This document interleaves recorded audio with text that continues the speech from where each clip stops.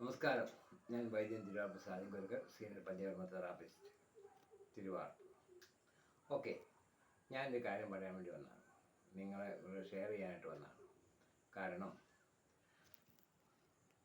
ഞാൻ കഴിഞ്ഞ 7 ദിവസമായി ഒരാളെ കാണാൻ ചെന്നിരുന്നു. അവർ വിളിച്ചിട്ട് പോയതാണ്.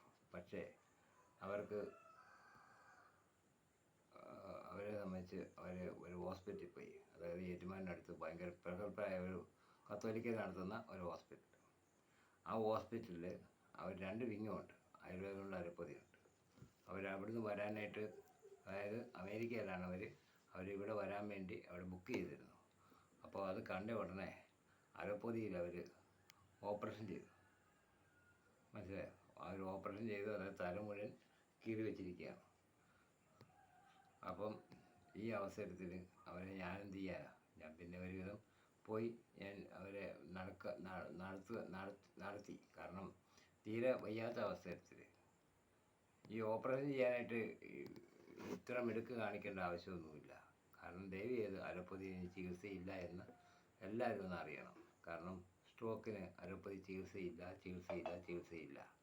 അത് ജനം അറിയണം. കൊണ്ടുപോകുന്നവർ മണ്ടന്മാർ, പോയവരും മണ്ടന്മാർ, ചികിത്സ ചെയ്തവരും മണ്ടന്മാർ. മനസ്സിലായോ? എന്നാ ഞാൻ പറയത്തുള്ളൂ. കാരണം ഇത്രയും പ്രശ്നപൂർവമായ ഈ ചികിത്സ, ഒന്നാമത് ഈ ആയുർവേദത്തിൽ കുറച്ച് സമയമെടുക്കും. പക്ഷേ എന്നാലും അത് പൂർണ്ണമായിട്ട് മാറണമെങ്കിൽ ആയുർവേദം ചെയ്താലും മാറാൻ പറ്റുള്ളൂ. കാരണം ഇതിന് അലോപ്പതി ചികിത്സയില്ല.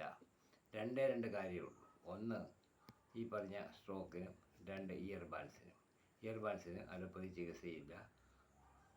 അതേസമയം ആയുർവേദത്തിൽ ചികിത്സയുണ്ട് എന്നുള്ള കാര്യങ്ങളെ ബോധ്യപ്പെടുത്തുന്നു. നന്ദി, നമസ്കാരം.